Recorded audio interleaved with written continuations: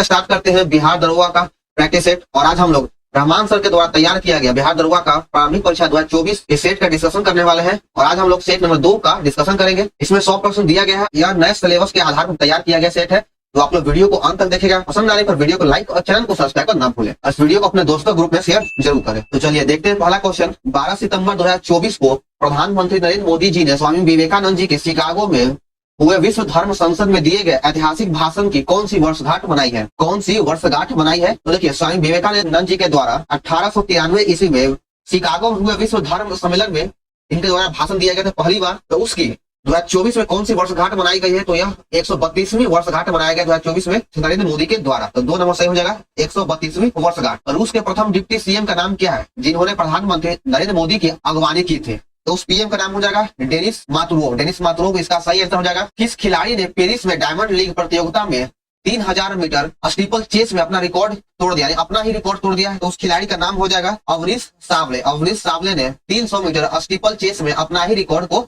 Break किया है। तो 3 नंबर सही हो जाएगा। आगे देखिए 4 नंबर।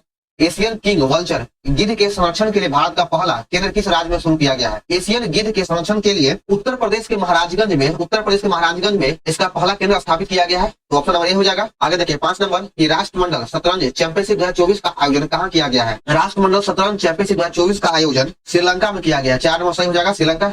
आगे देखिए 6 नंबर। भारत की पहली महिला सैन्य राजनयिक कौन है? भारत की पहली महिला सैन्य राजनयिक हो जाएगी अंजलि मेहता। 1 में हो जाएगा अंजलि मेहता। 7 नंबर देखिएगा। अंतर्राष्ट्रीय गिद्ध जागरूकता दिवस मनाया जाता है प्रत्येक वर्ष सितंबर माह में। अंतर्राष्ट्रीय गिद्ध दिवस सितंबर महीना में मनाया जाता है। तो इसे पूछा गया कि सितंबर महीने के किस दिन को मनाया जाता है? तो सितंबर माह के पहले शनिवार को हर वर्ष मनाया जाता है। तो 3 नंबर सही हो जाएगा, पहला शनिवार। किसे 31 अगस्त 2024 को बिहार का मुख्य सचिव नियुक्त किया गया है? बिहार का मुख्य सचिव 31 अगस्त 2024 को अमृत लाल मीणा को नियुक्त किया गया। तो 1 नंबर सही हो जाएगा, अमृत लाल मीणा। आगे देखिए 9 नंबर। निम्न में कौन सा संस्थान पंचायती राज मंत्रालय के साथ मिलकर 5 दिवसीय प्रबंधन विकास कार्यक्रम आयोजित कर रहा है? तो संस्था का नाम हो जाएगा IIM अमृतसर। IIM अमृतसर इसका सही उत्तर है। आगे देखिए 10 नंबर। हाल ही में किस राज्य विधानसभा ने बलात्कार विरोधी अपराजित विधेयक पारित किया है? तो बलात्कार विरोधी अपराजित विधेयक पश्चिम बंगाल में ममता बनर्जी के द्वारा पेश किया गया। 3 नंबर सही हो जाएगा। आगे देखिए 11 नंबर। विश्व बैंक ने वित्त वर्ष 2025 के लिए भारत के विकास पूर्वानुमान को बढ़ाकर कितने प्रतिशत कर दिया है? भारत के विकास पूर्वानुमान को बढ़ाकर अब 7% कर दिया गया। तो 1 नंबर सही हो जाएगा, 7%। आगे है 12 नंबर में कि निम्नलिखित में किस देश ने कोलंबो सुरक्षा सम्मेलन के चार्टर पर हस्ताक्षर किया है? कोलंबो सुरक्षा के सम्मेलन में चार्टर पर हस्ताक्षर भारत, श्रीलंका, मालदीव एवं मॉरिस के द्वारा किया गया है। भारत, श्रीलंका, मालदीव और मॉरिशस के द्वारा किया गया। तो 1 नंबर सही है। आगे देखिए 13 नंबर की 9 घोषित रामसर साइट नजरायन पक्षी अभ्यारण्य भारत के किस राज्य में है? नजरायन पक्षी अभ्यारण्य भारत के तमिलनाडु राज्य में है। तो 2 नंबर सही हो जाएगा। और तमिलनाडु में एक और पक्षी अभ्यारण्य की घोषणा किया गया है, वो है काजूवेली। काजूवेली पक्षी अभ्यारण्य यह भी तमिलनाडु में ही है। तो तमिलनाडु में आपका 2 पक्षी अभ्यारण्य पुलिस और रामसर साइट में घोषित किया गया है। पहला हो जाएगा नजरायन पक्षी अभ्यारण्य और दूसरा काजूवेली पक्षी अभ्यारण्य। इन दोनों को रामसर साइट में शामिल किया गया। संयुक्त राष्ट्र में भारत के नए राजदूत के रूप में किसे नियुक्त किया गया है? संयुक्त राष्ट्र में भारत के नए राजदूत के रूप में पर्वत नेनी हरीश को नियुक्त किया गया है। 3 नंबर सही हो जाएगा, पर्वत नेनी हरीश। आगे देखिए 15 नंबर। टेंडन का निर्माण कहाँ होता है? टेंडन का निर्माण श्वेत तंतुमय ऊतक में होता है। श्वेत तंतुमय ऊतक में होगा, इसका सही उत्तर। आगे 16 नंबर। कोंड्रीन नामक प्रोटीन कहाँ पाया जाता है? कोंड्रीन नामक प्रोटीन उपास्थि में पाया जाता है। यह प्रोटीन जो है उपास्थि में पाया जाता है। 17 नंबर में कहा गया है कि अस्थियों में कौन सी प्रोटीन पाया जाता है? तो अस्थि में ओसिन नामक प्रोटीन पाया जाता है। 1 नंबर सही है, ओसिन। आगे देखिए 18 नंबर में पूछा गया कि राइबोसोम कहाँ बनता है? तो राइबोसोम किसका बना होता है? तो राइबोसोम RNA एवं प्रोटीन का बना होता है। 2 नंबर सही हो गया। कोशिका के प्रोटीन कारखाने के रूप में किसे जाना जाता है? कोशिका के प्रोटीन फैक्ट्री के रूप में RNA को कहा जाता है। 1 नंबर सही है। या फिर इसे प्रोटीन का फैक्ट्री राइबोसोम को भी कहा जाता है, लेकिन राइबोसोम नहीं है तो फिर RNA हो जाएगा। आगे देखिए 20 नंबर। चीनी के घोल का ताप बढ़ाने पर चीनी की विलेयता क्या होगा? तो चीनी की विलेयता बढ़ जाता है। जब चीनी के घोल में तापमान को अगर बढ़ाया जाएगा तो उसकी विलेयता बढ़ जाएगा। कोणीय संवेग का इकाई क्या है? कोणीय संवेग का इकाई हो जाएगा kg मीटर स्क्वायर प्रति सेकंड।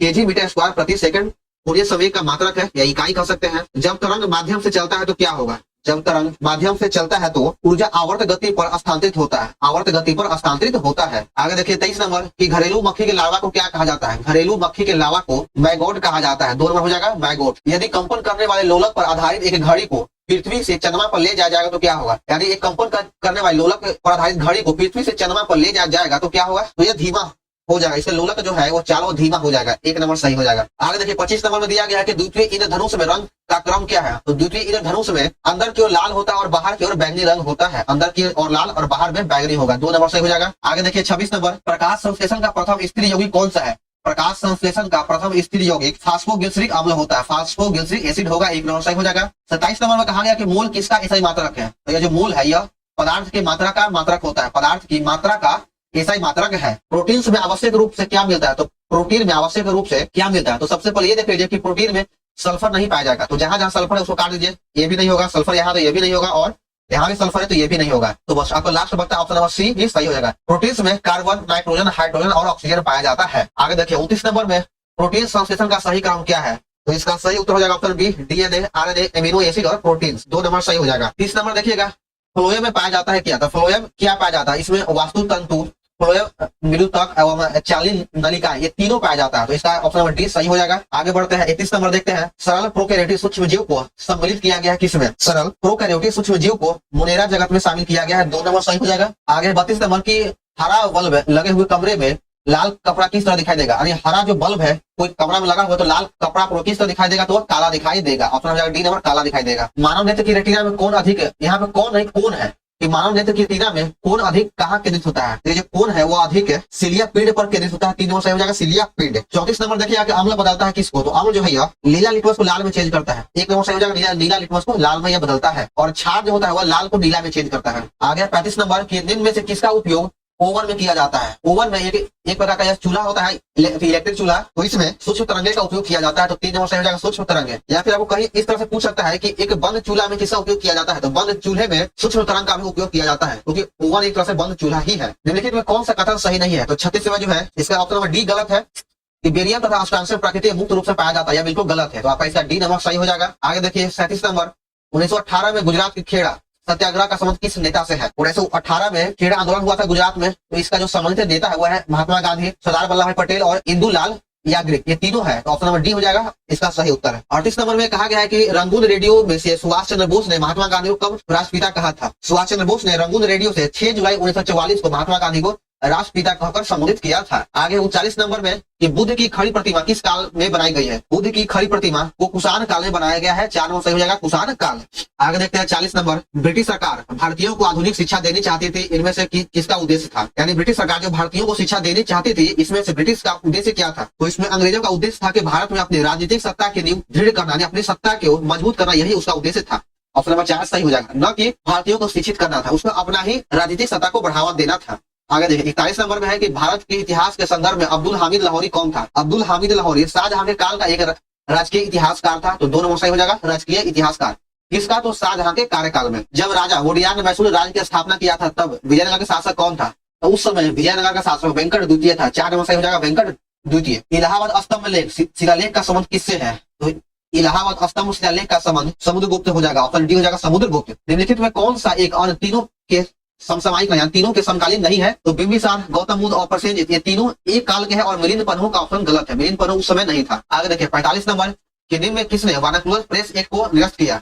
वर्नाकुलर प्रेस एक्ट को लॉर्ड रिपन के द्वारा रद्द किया गया था। तो ऑप्शन नंबर 2 हो जाएगा, लॉर्ड रिपन के द्वारा 1882 में वर्नाकुलर प्रेस एक्ट को रद्द कर दिया। वर्नाकुलर प्रेस एक्ट 1878 में लॉर्ड लिटन के द्वारा यह एक्ट लगाया गया था और लॉर्ड रिपन इसको रद्द कर दिया। निम्नलिखित में कौन एक सही है। 46 में चुनना है कि चारों ऑप्शन में से कौन सही है। तो इसमें से आपका ऑप्शन नंबर 2 सही है कि डचों ने पुर्तगालियों को पराजित किया और आधुनिक कोचिन में उन्होंने फोर्ट विलियम का निर्माण किया था। आपका ऑप्शन नंबर 20 सही है, बाकी तीनों आपका ऑप्शन गलत है। आगे देखिए 47 नंबर, मध्यकालीन भारतीय राजाओं के संदर्भ में निम्न में कौन सा कथन सही है। पहला ऑप्शन देखते हैं कि अलाउद्दीन खिलजी ने पहले एक अलग आर्य विभाग की स्थापना किया था, बिल्कुल गलत है। आर्य विभाग की स्थापना अलाउद्दीन खिलजी के द्वारा नहीं किया गया है। बलवा ने अपने सेना के घोड़ा दागने की पत्ती का शुरुआत किया, घोड़ा दागने की पत्ती की शुरुआत अलाउद्दीन खिलजी के द्वारा किया गया था, न कि बलवन के द्वारा। तो ये भी गलत है। 3 नंबर है कि मोहम्मद बिन तुगलक के बाद दिल्ली की गद्दी पर उसका चाचा बैठा, ये भी गलत है। मोहम्मद बिन तुगलक के बाद उसके गद्दी पर फिरोज शाह तुगलक आया, जो इसका चचेरा भाई था, चचेरा भाई था। फिरोज शाह तुगलक ने गुलामों के लिए एक अलग विभाग की स्थापना किया था, बिल्कुल सही है। तो ऑप्शन नंबर डी इसका सही आंसर है। भारत के विभाजन को टालने का अंतिम अवसर समाप्त हो गया था कब।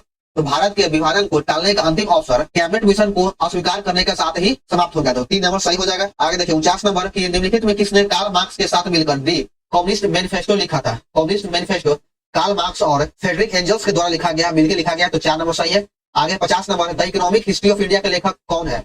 The economic history of India के लेखक रमेश चंद्र दत्त है। 2 नंबर सही हो जाएगा रमेश चंद्र दत्त। 51 नंबर देखिएगा कि निम्न में से किस इतिहासकार ने अकबर को इस्लाम का शत्रु कहा था। 51 का सही आंसर हो जाएगा ऑप्शन बी, अल बदायूनी ने अकबर को इस्लाम का शत्रु कहा था। निम्न वंशों में सबसे पुराना राजवंश कौन है? तो सबसे पुराना राजवंश हो जाएगा ऑप्शन डी, सातवाहन। सातवाहन सबसे पुराना राजवंश है। आगे देखिए 53 नंबर है कि नागार्जुन किस बौद्ध संप्रदाय से था? तो नागार्जुन का संबंध माध्यमिक संप्रदाय से है, माध्यमिक संप्रदाय से था। 3 नंबर सही है। 54 नंबर देखिएगा कि स्वतंत्र भारत में राज्यसभा की पहली बैठक किस वर्ष हुआ? राज्यसभा का पहला बैठक 13 मई 1952 को हुआ था। 13 मई 1952 को राज्यसभा का पहला बैठक हुआ था। 2 नंबर सही हो जाएगा इसका आंसर। आगे 55 नंबर कि आप बताइए कि संविधान के किस संशोधन के द्वारा 6 से 14 वर्ष के बच्चों को निःशुल्क और अनिवार्य शिक्षा को मौलिक अधिकार बनाया गया? तो यह 86वां संविधान संशोधन 2002 के द्वारा यह कहा गया कि 6 से 14 वर्ष के बच्चों को निःशुल्क और अनिवार्य शिक्षा एक मौलिक अधिकार है और इसको अनुच्छेद 21 का ए में जोड़ा गया है। तो ऑप्शन डी सही हो जाएगा। आगे 56 नंबर निम्नलिखित में किसे भारत के संविधान द्वारा मौलिक अधिकारों पर उचित प्रबंधन लगाने की शक्ति दिया गया है? तो मौलिक अधिकारों पर उचित प्रतिबंधन लगाने का अधिकार संसद को दिया गया है। 2 नंबर सही हो जाएगा संसद। आगे है कि अपने कार्यकाल के शक्तियों के प्रयोग के लिए राष्ट्रपति को किनके प्रति जवाबदेह बनाया गया है? तो राष्ट्रपति के कार्यों का या किसी के प्रति जवाब देना, राष्ट्रपति किसी के प्रति जवाब देना यानी राष्ट्रपति को किसी को जवाब नहीं देना है। तो इसका ऑप्शन नंबर डी हो जाएगा, उपरोक्त में से कोई नहीं। नारी शक्ति वंदना अधिनियम विधेयक 2023 को किस संविधान संशोधन विधेयक के तहत मंजूरी दिया गया है? तो इसको 128वें संविधान संशोधन विधेयक के तहत मंजूरी दे दिया गया था। तो 2 नंबर सही हो जाएगा। और नारी शक्ति वंदना अधिनियम विधेयक 2023 के तहत अनुच्छेद 330 का ए, 332 का ए, 339 का ए और 334 का ए, ये सभी में संशोधन किया गया है। 330 ए, 332 ए, 339 का ए और 334 का ए, ये सभी में संशोधन किया गया है। और नारी शक्ति वंदना अधिनियम यह पहला विधेयक है जो नए संसद में पारित किया गया था। तो 58 का 2 नंबर सही हो जाएगा। आगे देखिए 59 नंबर नारी शक्ति वंदना अधिनियम विधेयक लागू हो जाने के बाद 543 सदस्यों वाली लोकसभा में महिला की सदस्य संख्या 82 से बढ़कर कितना हो गया? तो 82 से बढ़कर अब 181 हो गया। 3 नंबर सही हो जाएगा 181। वर्तमान संविधान में सदन की अधिकतम संख्या कितनी है? तो भी वर्तमान में सदन की अधिकतम संख्या 550 है। 4 नंबर सही है। 550 सदस्य वाली सदन में संघ शासित यानी केंद्र शासित प्रदेश के संसद का प्रतिनिधित्व अधिकतम कितना होना सुनिश्चित किया गया? तो अधिकतम 20 मेंबर केंद्र शासित प्रदेश का होगा। 62 में देखिएगा कि 2023 के आंकड़े के अनुसार केंद्रीय प्रत्यक्ष कर बोर्ड के पूर्व सचिव को राज्य का महासचिव बनाया गया। उसका नाम आप बताएं क्या है? तो उसका नाम क्या है? तो इसका नाम हो जाएगा पीसी मोदी। 2 नंबर सही हो जाएगा पीसी मोदी। लेकिन अभी वर्तमान में केंद्रीय प्रत्यक्ष कर बोर्ड चेंज हो चुका है, यह पहले का है।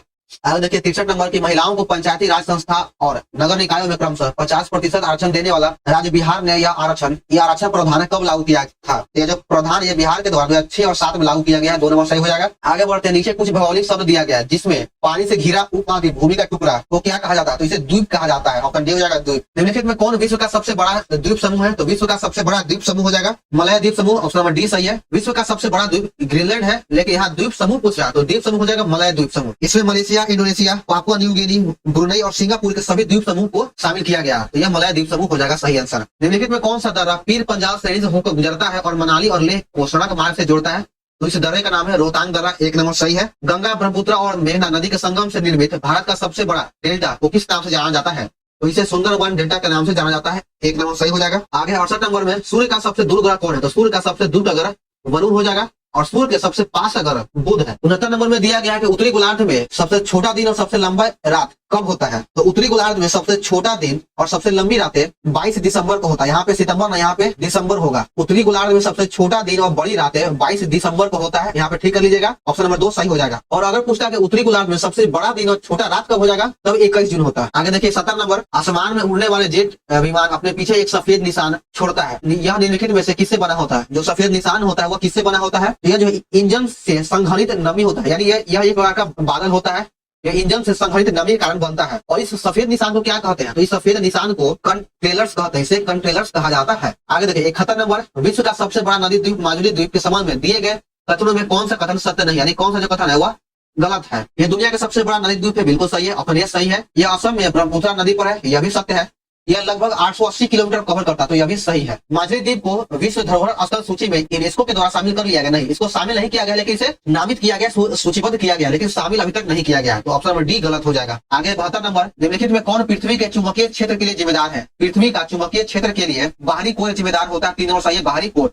आगे 73 नंबर, कौन सा ग्रह है जो सल्फ्यूरिक एसिड के घने सफेद और पीले बादल से बना होता है? तो उस ग्रह का नाम हो जाएगा शुक्र। शुक्र है जो है वह घने सफेद और पीले बादल से बना होता है। 2 नंबर सही है। 74 देखिएगा कि आप बताइए कि निम्नलिखित में कौन भारत का सबसे बड़ा खाद्य उत्पादक है?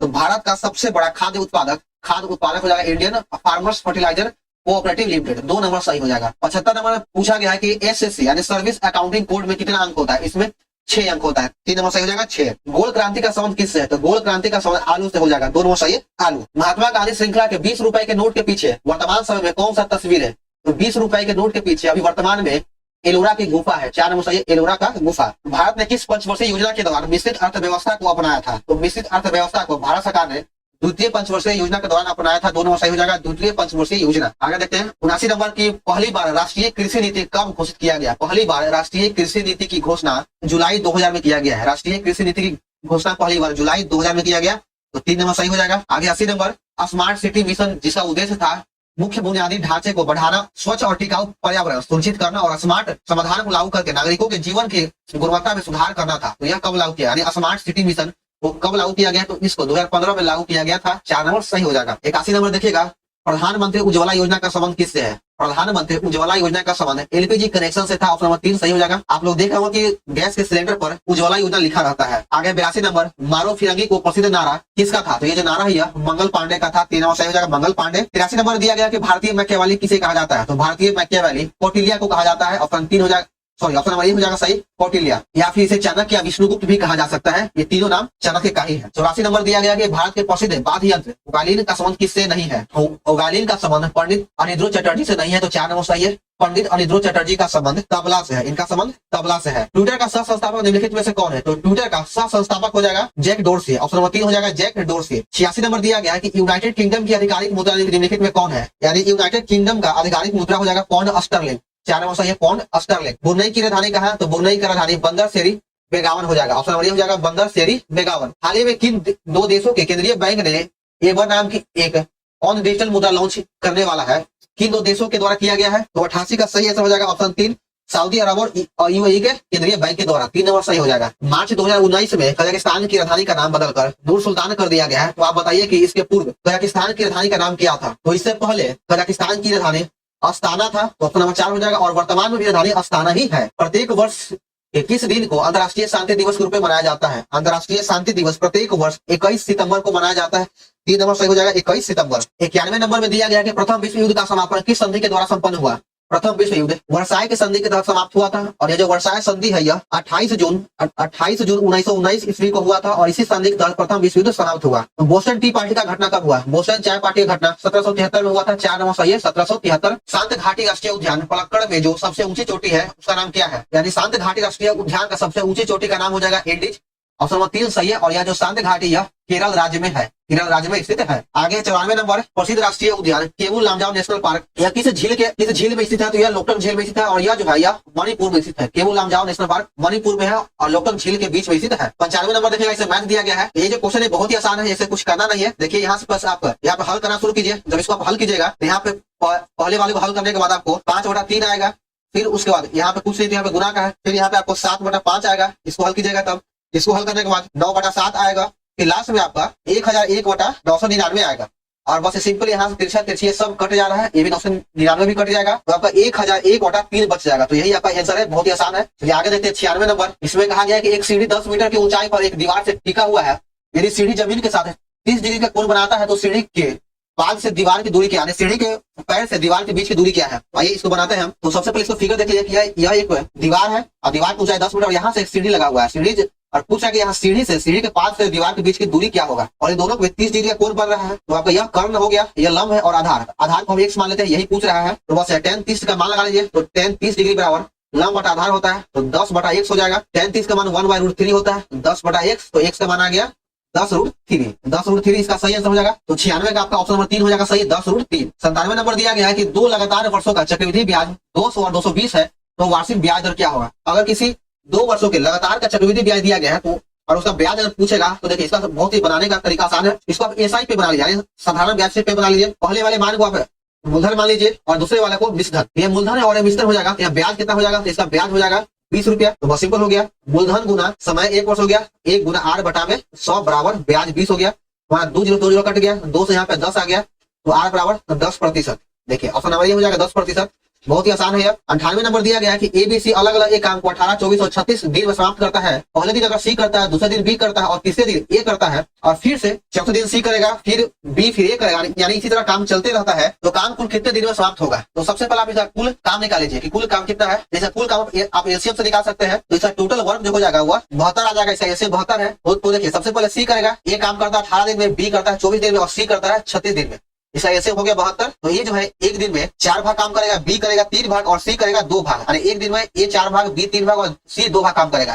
तो सबसे पहले C करता है तो C एक दिन में 2 भाग काम करेगा, B करेगा फिर 3 भाग और A करेगा 4 भाग। तो 3 दिन में इन तीनों के द्वारा किया गया काम कितना हो गया? 4, 3, 7, 2, 9। 3 दिन में ये लोग 9 भाग काम किया। तो 72 के नजदीक पहुंचना है तो यहाँ पे 8 से गुना कर दीजिए, 9 बटी 72 हो गया। तो यहाँ भी 8 से गुना करना होगा, यानी 24 दिन में 72 काम पूरा हो जाएगा। तो इसका ऑप्शन नंबर ए हो जाएगा 24 दिन। 99 में देखिए इसमें एक्टिव से पैसिव में चेंज करना है, यानी डायरेक्ट स्पीच में बदलना है। तो 99 का सही आंसर हो जाएगा ऑप्शन नंबर 3 हो गया। He said my parents are arriving tomorrow, इसका सही उत्तर हो जाएगा। 100 नंबर देखिएगा, इसमें कहा गया है कि एक धातु आयताकार चादर है, यानी एक धातु के आयताकार चादर है जो 40 सेंटीमीटर और 15 सेंटीमीटर, यानी इसकी लंबाई 40 सेंटीमीटर और चौड़ाई 15 सेंटीमीटर दिया गया है। चारों कोनों पर 4 सेंटीमीटर भुजा के वर्गाकार को काट लिया जाता है। तो सबसे पहले इसका फिगर बनाते हैं। यह एक आयताकार चादर है जिसका लंबाई जो है 40 सेंटीमीटर और चौड़ाई 15 सेंटीमीटर दिया गया। इसके चारों कोण पे 4 सेंटीमीटर का एक वर्ग काट लिया जाता है। यहाँ पे वर्ग काट लिया गया, यहाँ से काट लिया गया। तो अब देखिए इसका लंबाई कितना बचेगा। तो जब ये 4 सेंटीमीटर काट लिया गया तो इसका लंबाई कितना बचेगा? यहाँ 4 यहाँ माइनस और ये 4 हो जाएगा। तो 4 दोनों माइनस हो गया, यानी 8 सेंटीमीटर यहाँ पे खत्म हो गया। तो यहाँ पे 32 बच जाएगा, लंबाई 32 हो गया। यहाँ भी लंबाई 32 बचेगा, चौड़ाई इसका 7 बचेगा। 4 यहाँ पे 8 माइनस होगा। तो अब इसका लंबाई 32 और चौड़ाई 7 हो गया। तो इससे अब एक संदूक बनाया गया, तो संदूक का आयतन क्या होगा? तो इसका आयतन क्या हो जाएगा?